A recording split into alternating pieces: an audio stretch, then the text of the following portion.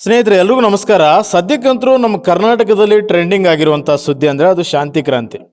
ಒಂದು ಕಡೆ ಟಾಕ್ಸಿಕ್ ಸಿನಿಮಾದ ಟ್ರೈಲರ್ ಒಂದು ಹೈಪ್ ಒಂದು ಕಡೆ ಆದರೆ, ಮತ್ತೊಂದು ಕಡೆ ಶಾಂತಿ ಕ್ರಾಂತಿ ಸಿನಿಮಾದ ರಿಲೀಸ್ ಬಗ್ಗೆ ಸಿಕ್ಕಾಪಟ್ಟೆ ಸೋಷಿಯಲ್ ಮೀಡಿಯಾದಲ್ಲಿ ಸುದ್ದಿ ಆಗ್ತಾ ಇದೆ.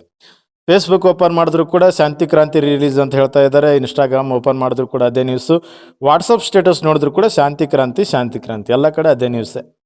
ಸೊ ಈ ಥರ ಯಾವಾಗ ಯಾವ ಹಾಡುಗಳು ಟ್ರೆಂಡ್ ಆಗುತ್ತೆ, ಯಾವಾಗ ಯಾವ ವಿಷಯಗಳು ಸುದ್ದಿಯಲ್ಲಿರ್ತವೆ, ಚರ್ಚೆಗೆ ಬರ್ತವೆ ಅಂತ ಹೇಳಕ್ಕೆ ಬರಲ್ಲ. ಹಾಗೆ ಈ ಸೋಷಿಯಲ್ ಮೀಡಿಯಾನೇ ಆ ಥರ ಮತ್ತು ಈ ಜಗತ್ತೇ ಆ ಥರ. ಕೆಲವೊಂದು ಸಲ ಕೆಲವೊಂದು ಟ್ರೆಂಡ್ ಆಗ್ಬಿಟ್ಟಿರ್ತವೆ. ಫಾರ್ ಎಕ್ಸಾಂಪಲ್ ಏನಿಲ್ಲ ಏನಿಲ್ಲ ಸಾಂಗ್ ಆಗಿರ್ಬೋದು, ಮತ್ತು ಆಮೇಲೆ ಇನ್ನೂ ಸುಮಾರು ಕೆಲವೊಂದು ಟ್ರೆಂಡಿಂಗ್ಗಳು ಬರ್ತಾ ಇರ್ತವೆ.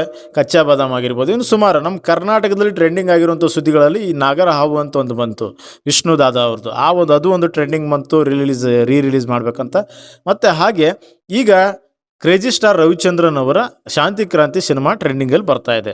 ಶಾಂತಿ ಕ್ರಾಂತಿ ಸಿನಿಮಾನ ಸೋಷಿಯಲ್ ಮೀಡಿಯಾದಲ್ಲಿ ಕನ್ನಡಿಗ ಜನರು ಅಪಾರವಾಗಿ ಅದನ್ನು ಮೆಚ್ಚಿಸ್ತಾ ಇದ್ದಾರೆ, ಸಪೋರ್ಟ್ ಮಾಡ್ತಾ ಇದ್ದಾರೆ. ರಿಲೀಸ್ ಆಗಬೇಕು, ನಾನು ಅಷ್ಟು ಟಿಕೆಟ್ ಕೊಡಿಸ್ತೀನಿ, ನಾನು ಇಷ್ಟು ಟಿಕೆಟ್ ಕೊಡಿಸ್ತೀನಿ, ನಾನು ಗೆಲ್ಲಿಸ್ತೀನಿ, ಎಲ್ಲರೂ ಸೇರ್ಕೊಂಡು ಸಿನಿಮಾ ಗೆಲ್ಸೋಣ ಅಂತ ಹೇಳ್ತಾ ಇದ್ದಾರೆ. ಅದಕ್ಕೆ ಕೆಲವೊಂದು ಕಾರಣಗಳು ಕೂಡ ಇದೆ. ಕೆಲವೊಬ್ರು ಹೇಳ್ತಾ ಇದ್ದಾರೆ, ಏನಂತ ಇದ್ದಾರಪ್ಪ ಅಂತಂದರೆ, ಈ ಸಿನಿಮಾ ಮತ್ತೆ ರಿಲೀಸ್ ಮಾಡೋದು ಬೇಡ. ಯಾಕಂದರೆ ರವಿ ಸರ್ ಆಲ್ರೆಡಿ 9 ಕೋಟಿ ರೂಪಾಯಿ ಸಾಲ ಮಾಡಿಕೊಂಡು ಸಮಸ್ಯೆಗಳು ಸಿಗಾಕಿ ಈಗ ಮತ್ತೆ ಆ ಸಾಲದಿಂದ ಹೊರಗೆ ಬಂದು ಏನೋ ಜೀವನ ಮಾಡ್ತಾ ಇದ್ದಾರೆ. ಈಗ ಮತ್ತೆ ರಿಲೀಸ್ ಮಾಡಿಸಿ ಮತ್ತೆ ಅವ್ರು ಸಾಲ ಮಾಡಿಸಿ ಸಫರ್ ಪಡಿಸ್ಬೇಡಿ ಅಂತ ಕೆಲವರ ಮಾತು, ಕೆಲವರ ಬೆರಳಿಕೆ ಅಷ್ಟು. ಆದರೆ ಕೆಲವರು ವಾದ ಹೆಂಗಪ್ಪ ಅಂತಂದರೆ, ಈ ಆಲ್ರೆಡಿ ಸಿನಿಮಾ ಯೂಟ್ಯೂಬಲ್ಲಿದೆ, ಆಲ್ರೆಡಿ ನೋಡ್ತಾ ಇದ್ದಾರೆ ಜನ, ಆಲ್ರೆಡಿ ನೋಡಿರೋ ಸಿನಿಮಾನೇ ಮತ್ತೆ ನೋಡೋಕ್ಕೆ ಇಷ್ಟಪಡಲ್ಲ. ಸೋಷಿಯಲ್ ಮೀಡಿಯಾದಲ್ಲಿ ಎಲ್ಲರೂ ಕಾಮೆಂಟ್ ಮಾಡೋರು ಬಂದು ನೋಡಲ್ಲ, ಎಲ್ಲರೂ ಸೋಷಿಯಲ್ ಮೀಡಿಯಾದಲ್ಲಿ ನೋಡೋರು ಬಂದು ನೋಡಲ್ಲ, ಎಲ್ಲರೂ ಸಪೋರ್ಟ್ ಮಾಡಲ್ಲ ಅಂತ ಕೆಲವರ ವಾದ ಅಷ್ಟೇ. ಆದರೆ 90% ಜನ ಹೇಳ್ತಾರೆ, ಈ 10% ಜನ ವಾದ ಅದಾದರೆ ಈ 90% ಜನರ ವಾದ ಏನಪ್ಪ ಅಂತಂದರೆ, ಸಿನಿಮಾ ರಿಲೀಸ್ ಆಗಲಿ, ಮತ್ತು ರವಿ ಸರ್ಗೆ ಆಗಿರುವಂಥ ನಷ್ಟನ ನಾವು ಮತ್ತೆ ಪ್ರಾಫಿಟ್ ಆಗಿ ಲಾಸ್ ಆಗಿರೋದನ್ನು ಲಾಭ ಆಗಿ ಪ್ರಾಫಿಟ್ ಆಗಿ ಅವ್ರಿಗೆ ಮಾಡಿಕೊಡೋಣ ಅಂತ ಸೋಷಿಯಲ್ ಮೀಡಿಯಾ ತಜ್ಞರ ಅಭಿಪ್ರಾಯ ಆಗಿಬಿಟ್ಟಿದೆ. ಅವರು ಹೇಳೋದಕ್ಕೂ ಈ ಸಿನಿಮಾ ಬಗ್ಗೆ ಹೈಪ್ಗೂ ಒಂದು ಕಾರಣ ಏನಪ್ಪ ಅಂದರೆ, ಮೇನ್ ಈ ಸಿನಿಮಾ ಮಕ್ಕಳ ಆಧಾರಿತ ಕಥೆಯಾಗಿರ್ತೈತಿ. ಮಕ್ಕಳ ಆಧಾರಿತ ಕಥೆಯಾಗಿ ತಂದೆ ತಾಯಿ ಎಲ್ಲರೂ ಇಷ್ಟಪಡ್ತಾರೆ. ಯಾಕಂದರೆ ಮಕ್ಕಳ ಸಂಬಂಧ, ಪ್ರತಿಯೊಬ್ಬರ ಮನೇಲಿ ಕೂಡ ಮಕ್ಕಳು ಇದ್ದೇ ಇರ್ತಾರೆ. ಹೆಣ್ಮಕ್ಳು ಗಂಡು ಮಕ್ಕಳು ಅವರೆಲ್ಲರನ್ನು ಇಷ್ಟಪಡುವಂಥ ತಂದೆ ತಾಯಿ ಇದ್ದೇ ಇರ್ತಾರೆ ಪ್ರತಿಯೊಬ್ಬರ ಮನೇಲಿ. ಸೊ ಹಾಗಾಗಿ ಮಕ್ಕಳಿದಾರ ಅನ್ನೋ ಕಾರಣಕ್ಕೆ ಇಷ್ಟ. ಆದರೆ ಮತ್ತು ಇನ್ನೊಂದು ಕಾರಣ ಏನಪ್ಪ ಅಂದರೆ, ಆಗಿನ ಕಾಲದಲ್ಲೇ 9 ಕೋಟಿ ರೂಪಾಯಿ ಬಜೆಟ್ ಹಾಕಿ ಮಾಡಿರುವಂಥ ಸಿನಿಮಾ ಶಾಂತಿ ಕ್ರಾಂತಿ.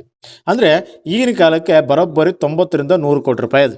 ಸೊ ಆವಾಗ ಆಗಿನ ಕಾಲದಲ್ಲಿ 9 ಕೋಟಿ ರೂಪಾಯಿ ಬಜೆಟ್ ಖರ್ಚು ಮಾಡಿ ಮಕ್ಕಳಿಗೆ ಹಾಲಿನ ಟ್ಯಾಂಕ್ ಆಗಿರ್ಬೋದು, ಒಟ್ಟು ಯಾವುದ್ರಲ್ಲಿ ಏನು ಕಡಿಮೆ ಮಾಡಿಲ್ಲ. ಬಟ್ಟೆ ಅದು ಈಗ ನೋಡಿ, ಸೌತ್ ಫಿಲ್ಮ್ ಇಂಡಸ್ಟ್ರಿಯಿಂದ ಆಗಿನ ಕಾಲದಲ್ಲಿ ಫ್ಯಾನ್ ಡೇ ಸಿನಿಮಾ ಅದು ಯಾವುದು, ಶಾಂತಿ ಕ್ರಾಂತಿ. ಸೌತ್ ಸಿನಿಮಾ ಇಂಡಸ್ಟ್ರಿಯಿಂದ ನಾಗಾರ್ಜುನ ಅವ್ರನ್ನ ಕರೆಸ್ಕೊಳ್ತಾರೆ, ಈ ಕಡೆ ರಜನಿಕಾಂತ್ ಅವ್ರನ್ನ ಹಿಂದಿ ಸಿನಿಮಾ ಮತ್ತು ತಮಿಳಿಗೆ ಈ ಚಾವ್ಲಾ ಅವ್ರನ್ನ. ಸೊ ಇಷ್ಟೆಲ್ಲ ದೊಡ್ಡ ತಾರಾ ಬಳಗ ಇದ್ದರೂ ಕೂಡ ಅದು ಎಷ್ಟು ಪ್ರಾಫಿಟ್ ಹಾಕಿದಾರೆ ಅಷ್ಟು ಬರಲಿಲ್ಲ ಆ ಟೈಮಲ್ಲಿ ವಾಪಸ್ ದುಡ್ಡು. ಅದೊಂದು ಆದರೂ ಕೂಡ ರವಿಚಂದ್ರನ್ ಸರ್ ಹೇಳ್ತಾರೆ, ನನಗೆ ಸಿನಿಮಾ ಸೋತಿದ್ದಕ್ಕೆ ಬೇಜಾರಿಲ್ಲ, ನಿಮ್ಮನ್ನು ಮೆಚ್ಚಿಸಲಿಲ್ಲ ಅನ್ನೋ ನೋವು ನನಗಿದೆ, ಆ ಬೇಜಾರಿದೆ ಅಂತ ರವಿ ಸರ್ ಹೇಳ್ತಾರೆ. ಸೊ ಅದಕ್ಕೋಸ್ಕರನಾದರೂ ಮತ್ತೆ ರಿಲೀಸ್ ಮಾಡಿ ಈ ಸಿನಿಮಾನ ಹಿಟ್ ಮಾಡಲೇಬೇಕು. ನನಗೇನು ಅನ್ಸುತ್ತಂದರೆ, ರಿಲೀಸ್ ಮಾಡೋಕ್ಕೆ ಅಷ್ಟೊಂದು ಖರ್ಚಾಗಲ್ಲ. ಸಿನಿಮಾ ಸ್ಟಾರ್ಟಿಂಗ್ ಹೊಸ ಸಿನಿಮಾ ಮಾಡಿ, ಹೊಸ ಕತೆ ಮಾಡಿ, ಸಾಂಗ್ಸು, ಸ್ಕ್ರಿಪ್ಟು, ಅದಕ್ಕೆಲ್ಲ ಬಜೆಟ್ಟು, ಅದಕ್ಕೆಲ್ಲ ಸೆಟ್ಟು, ಅವಕ್ಕೆಲ್ಲ ಓಡಾಟ ಖರ್ಚು, pre production, post production, printing, press, film chamber, ಅವೆಲ್ಲ ಪ್ರಚಾರ ಪ್ರಮೋಷನ್ ಅಂದ್ಕೊಳ್ಳಿ, ಅದಕ್ಕೆಲ್ಲ ಖರ್ಚಾಗುತ್ತೆ ಹೊಸ ಸಿನಿಮಾಗೆ. ಬಟ್ ರಿಲೀಸ್ ಮಾಡೋ ಸಿನಿಮಾಗೆ ಅಷ್ಟೊಂದೇನು ಖರ್ಚಾಗಲ್ಲ, ಸ್ವಲ್ಪ ಕಡಿಮೆನೇ ಖರ್ಚಾಗುತ್ತೆ. ಯೂಟ್ಯೂಬಲ್ಲಿರೋ ಸಿನಿಮಾನ HD ಕ್ವಾಲಿಟಿ ಮಾಡಿ ಬಿಟ್ಟರೂ ಕೂಡ ಶಾಂತಿ ಕ್ರಾಂತಿ ಸಿನಿಮಾ ಭಾಳ ಬೇಡ, ಕೇವಲ ಒಂದೇ ವಾರ ಓಡಿದ್ರು ಕೂಡ ಮಿನಿಮಮ್ ಏನಿಲ್ಲ ಅಂದರೆ ಒಂದು 10ರಿಂದ 20 ಕೋಟಿ ರೂಪಾಯಿ ಗಳಿಕೆ ಮಾಡೇ ಮಾಡುತ್ತೆ. ಯಾಕಂದರೆ ಪ್ರತಿಯೊಬ್ಬರು ಈ ಶಾಂತಿ ಕ್ರಾಂತಿ ಸಿನಿಮಾ ನೋಡಲೇಬೇಕು, ಸಪೋರ್ಟ್ ಮಾಡಲೇಬೇಕಂತ ಕಾಯ್ತಾ ಇದ್ದಾರೆ. ಸೊ ನನ್ನ ಅಭಿಪ್ರಾಯ ಏನು ಅನ್ಸುತ್ತಂದರೆ, ಇವಾಗ ಟ್ರೆಂಡಿಂಗ್ ನಡೀತಾ ಇದೆ, ಆಗಸ್ಟ್ 15ರೊಳಗೆ ರಿಲೀಸ್ ಮಾಡಿದ್ರೆ ಚಲೋ. ಒಂದು ವೇಳೆ ಆಗಸ್ಟ್ 15ರೊಳಗೆ ರಿಲೀಸ್ ಮಾಡಲಿಲ್ಲ ಅಂದರೂ ಕೂಡ ಆಗಸ್ಟ್ 15ರ ನಂತರ ರಿಲೀಸ್ ಮಾಡಿದ್ರು ಓಕೆ. ಬಟ್ ಆದಷ್ಟು ಬೇಗ ಈಗ ಹೈಪ್ ಇದೆ, ಆ ಶಾಂತಿ ಕ್ರಾಂತಿ ಸಿನಿಮಾ ಬಗ್ಗೆ ಹೈಪ್ ಇದೆ.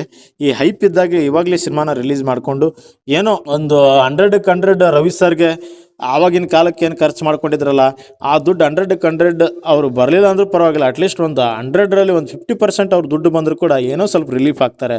50% ಬರಲಿಲ್ಲ ಅಂದರೆ ಒಂದು 30% ಬಂದರೂ ಕೂಡ ಅದರಲ್ಲಿ ಅವರು ಒಂದು ತೃಪ್ತ ಆಗ್ತಾರೆ, ಖುಷಿ ಆಗ್ತಾರೆ ಅಂತ ನನ್ನ ಅನಿಸಿಕೆ. ಸೊ ನಿಮ್ಮೆಲ್ಲರ ಅನಿಸಿಕೆ ಏನು ಅನಿಸುತ್ತೆ? ಶಾಂತಿ ಕ್ರಾಂತಿ ಸಿನಿಮಾ ಮತ್ತೆ ರಿಲೀಸ್ ಆಗಬೇಕಾ ಇಲ್ವಾ? ಬಂದರೆ ನೀವು ಯಾವ ಥರ ಇದನ್ನು ನೋಡೋಕ್ಕೆ ಇಷ್ಟಪಡ್ತೀರಿ? ಎಷ್ಟು ಜನ ಕರ್ಕೊಂಡು ಹೋಗ್ತೀರಿ? ಇದರ ಬಗ್ಗೆ ನಿಮ್ಮ ಅಭಿಪ್ರಾಯಗಳೇನಂತ ತಿಳಿಸ್ಬೋದು. ಇದೇ ರೀತಿ ವಿಡಿಯೋಗಳಿಗಾಗಿ ನಮ್ಮ ಚಾನಲ್ ಸಬ್ಸ್ಕ್ರೈಬ್ ಮಾಡೋದನ್ನು, ಲೈಕ್ ಮಾಡೋದನ್ನು, ಶೇರ್ ಮಾಡೋದನ್ನು ಮರಿಬೇಡಿ. ನಮಸ್ಕಾರ.